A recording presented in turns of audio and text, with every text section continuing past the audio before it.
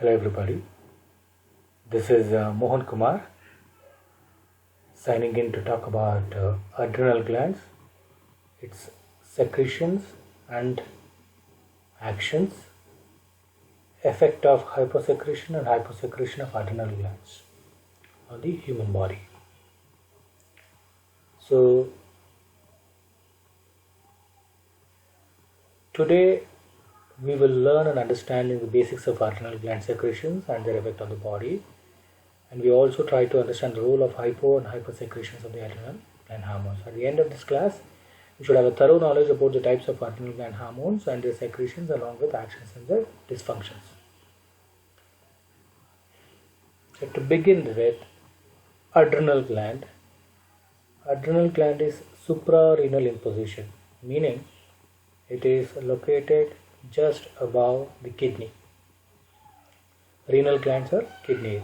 So suprarenal position meaning just above the kidney, adrenal glands are localized. An adrenal gland is made up of two main parts. The adrenal cortex is the outer region just below the capsule. The adrenal cortex is the outer region and also the largest part of an adrenal gland. It is divided into three zones, each separate zones: zona glomerulosa, zona fasciculata and zona reticularis. Each zone is responsible for producing specific hormones, whereas the adrenal medulla is located inside the adrenal cortex in the center of an adrenal gland. Here, this is adrenal medulla with blood vessels in them, and it produces stress hormones including adrenaline and noradrenaline. The adrenal cortex and adrenal medulla are enveloped in an adipose capsule that forms a protective layer around an adrenal gland. This is the capsule. Now, coming to the secretions.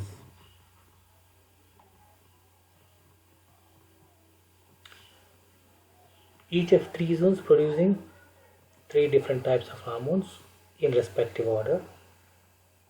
That is zona fasciculata, zona glomerulosa, zona fasciculata and zona reticularis.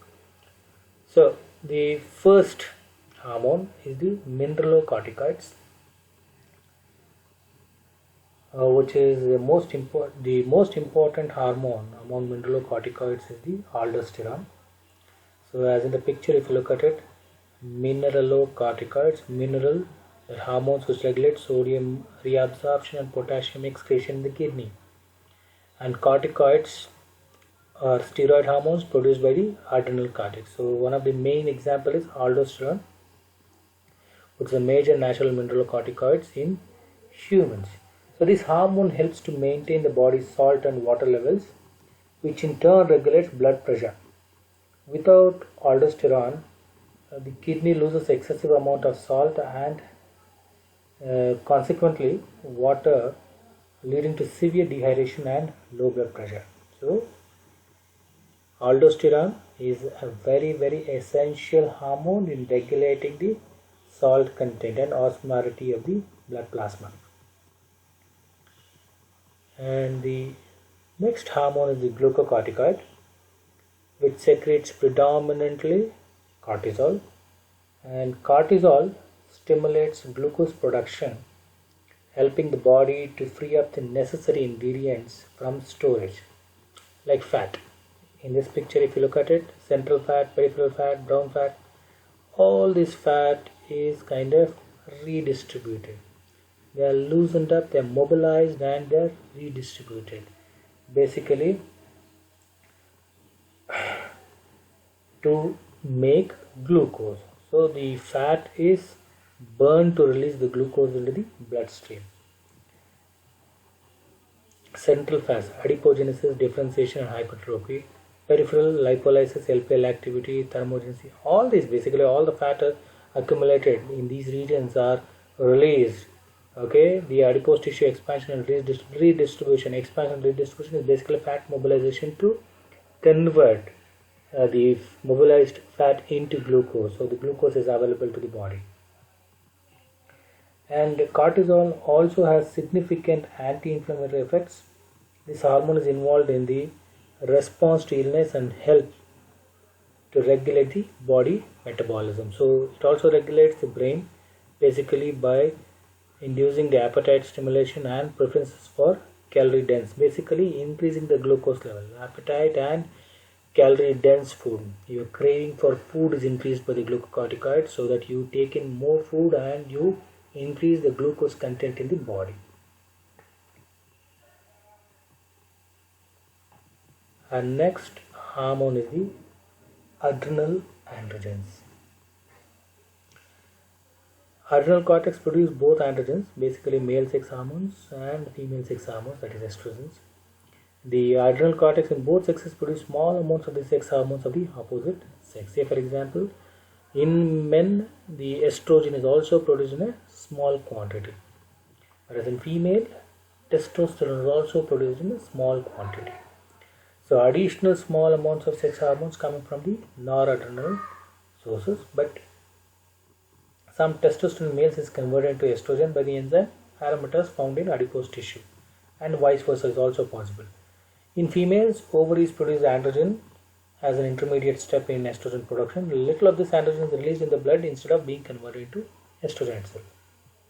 So there are two androgens which are very important, and number one is dehydroepiandrosterone, that is DHEA. Number two is stenodiol. And what kind of effects they bring in? So androgen dependent process of in the female, as an example I have given here, which brings about the growth of pubic and axillary hair, secondary sexual character sensation basically. And number two is pubertal growth spurt, that is from puberty the body reorganizes and grows faster, so that spurt is actually inducted by the adrenal androgens. And development and maintenance of female sex drive, and same is case with the male also, development and maintenance of male sex drive as well. And all the three hormones secreted by the anterior pituitary gland primarily affects release of glucocorticoids and adrenal androgens by the adrenal gland, and to a much lesser extent also stimulates aldosterone release. All these three hormones are actually secreted by the anterior pituitary gland. I mean the signal from the anterior pituitary gland secretes all the three hormones, and that signal is actually given by the adrenocorticotropic hormone by the anterior pituitary gland. So next is adrenal medulla. Adrenal medulla produces two hormones, adrenaline and noradrenaline. They are also called as epinephrine and norepinephrine. Epinephrine was the first hormone to be isolated, which was done by Abel in the crystalline form. It has been produced synthetically by salts. Chemically, these two hormones are catecholamines, that is dihydroxyphenylamines, and are closely related to tyrosine and phenylalanine. So here in the picture, although biosynthesis of norepinephrine or epinephrine is not in a syllabus, just to give you an idea about how each of these structures would vary in a very small way. The tyrosine acts as a precursor molecule which gets converted to dopa by tyrosine hydroxylase. Dopa, upon decarboxylation, forms into dopamine. Dopamine, it is the hydroxylase which converts dopamine into norepinephrine. Whereas norepinephrine, again a methyl group transfer makes it to epinephrine. And if you look at the structures here, dopamine and norepinephrine hydroxylase, addition of hydroxylase. Whereas epinephrine, apart from hydroxylase, there is also a CH3 group addition is there. So methyl transferase, phenyl ethanolamine N-methyl transferase. So it transfers the methyl group into the epinephrine from norepinephrine. A small change by addition of CH3 group. And the synthesis actually takes place from a signal from the hypothalamus which stimulates sympathetic paranervous system, which in turn stimulates adrenal medulla, which releases the epinephrine and norepinephrine. And these two hormones are responsible for the regulation of the homeostasis in order to prepare the body for stressful or dangerous situations. I have an example I shall talk about it later by mediating the flight or fight response.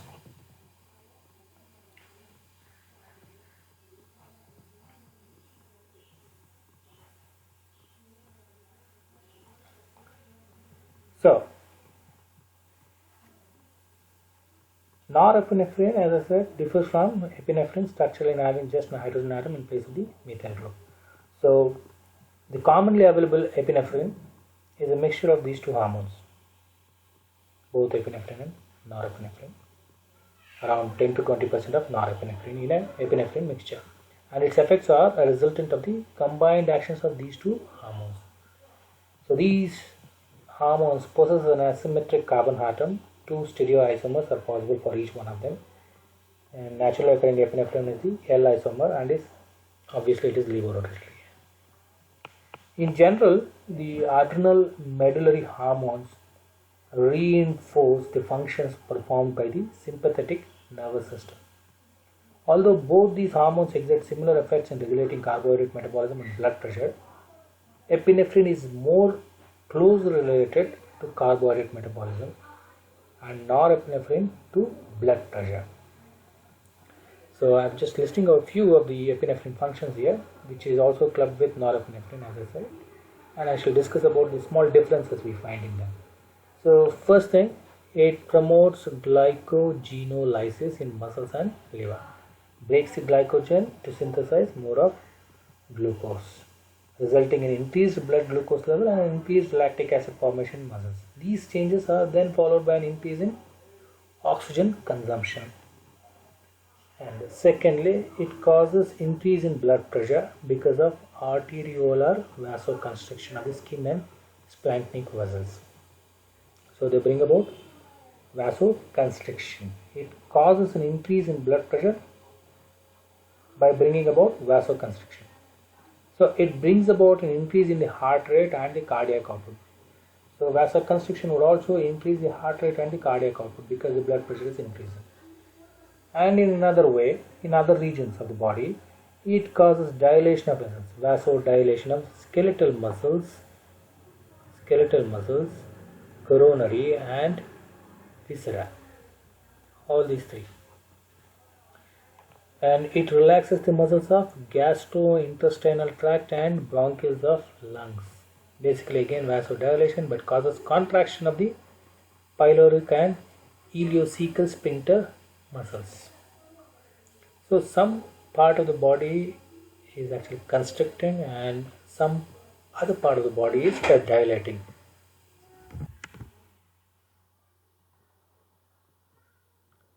So in this way it also serves in case of emergency. Under emotional stress, fear or anger, it is secreted in the bloodstream and the blood is shifted from the viscera to the brain and the muscle so that the individual becomes ready for fight or flight. It is for this reason that the adrenals are frequently referred to as the emergency glands, or the glands of flight, fright or fight, and the true adrenal medullary hormones as emergency hormone. In a typical example, suppose you are walking in a street and suddenly a dog in the neighborhood looks at you and barks at you badly and it's approaching you. What would you do? Whether you flee from the situation or stand straight and face the situation. Basically, this is regulated at that moment by these two hormones. Okay. So norepinephrine, on the other hand, does not relax bronchial muscles and has little effect on cardiac output. It augments both systolic and diastolic blood pressure. So, what happens when the body perceives a threat or injury?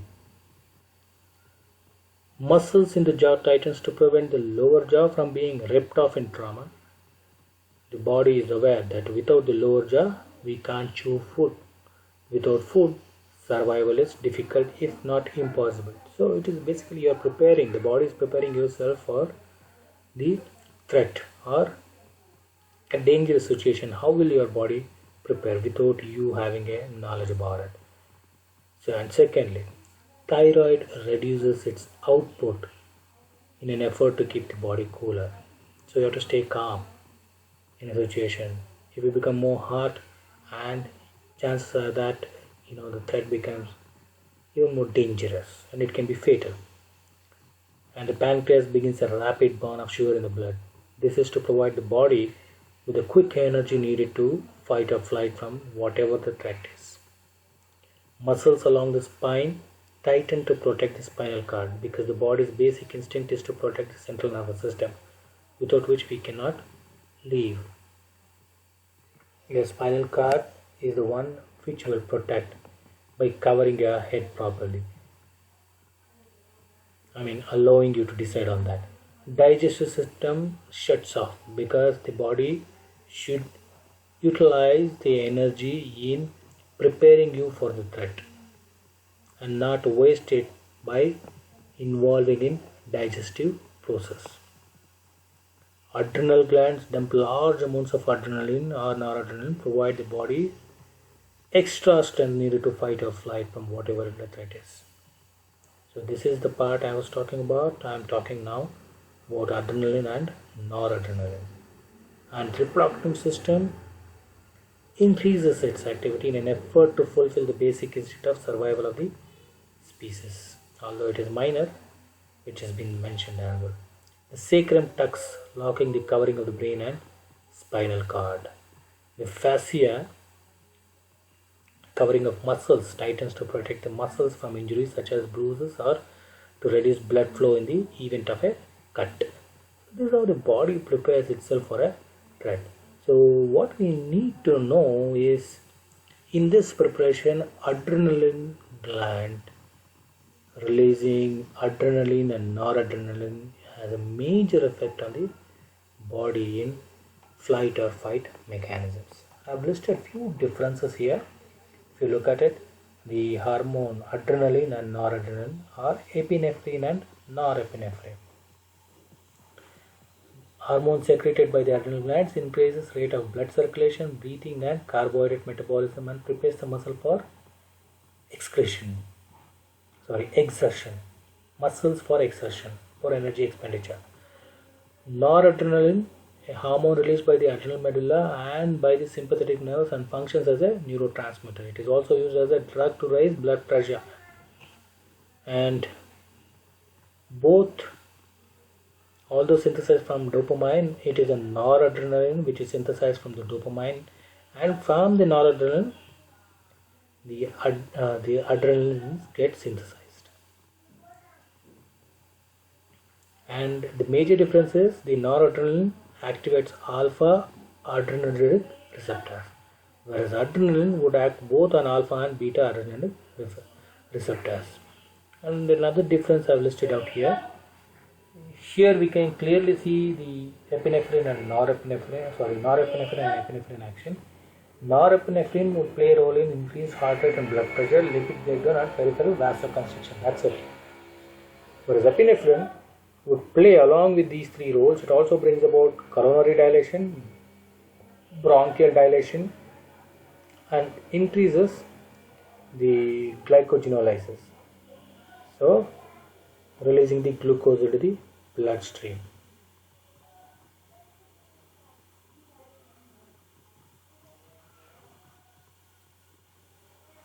So these are the effects brought about by both the hormones, epinephrine and norepinephrine, from adrenal medulla. Now we will study what happens if there is a hypersecretion or hyposecretion of adrenal glands. So commonly, overproduction of aldosterone can occur, causing a condition known as hyperaldosteronism, primary aldosteronism. This causes high blood pressure, which is resistant to conventional blood pressure. Which is conventional blood pressure controlling tablets, and salt disturbances. High blood pressure may cause headaches and visual problems. Some studies have suggested that hypoaldosteronism may account for up to 5% of all people with high blood pressure and an even higher proportion of those who have treatment-resistant hypertension. In rare cases, the adrenal glands can become either overactive or underactive. The two main glucocorticoid-related disorders resulting from these are Cushing syndrome, as I have listed in this diagram, Cushing syndrome, and Addison disease, that is by hyposecretion of the adrenal gland. The Cushing syndrome is due to the overactive adrenal glands from excessive production of cortisol. The clinical findings include thinning and bruising of the skin, obesity, diabetes, psychiatric disturbances, high blood pressure, muscle weakness, osteoporosis, excessive facial hair, and irregular periods in women. It can result in growth failure in children. Patients with cortisol excess also have impaired wound healing and an increased susceptibility to infection. They are more susceptible to infections. So,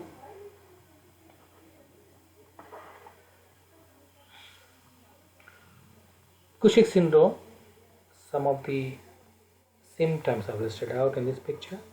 Bring about personality change, the change in the face. The face becomes more like a moon face, and hyperglycemia, that is bring about more glucose, and CNS irritability, that is the person is more crankier, and sodium accumulation in the body, and so fluid retention causing edema, and the extremities, that is the limbs, both upper and lower limbs become more thinner, and GI distress, that is gastrointestinal tract is always under stress. One or the other problems related to stomach and gastric secretion, continuously in the Cushing syndrome patients. Females exhibit amenorrhea and hirsutism, that is irregular menstruation, amenorrhea.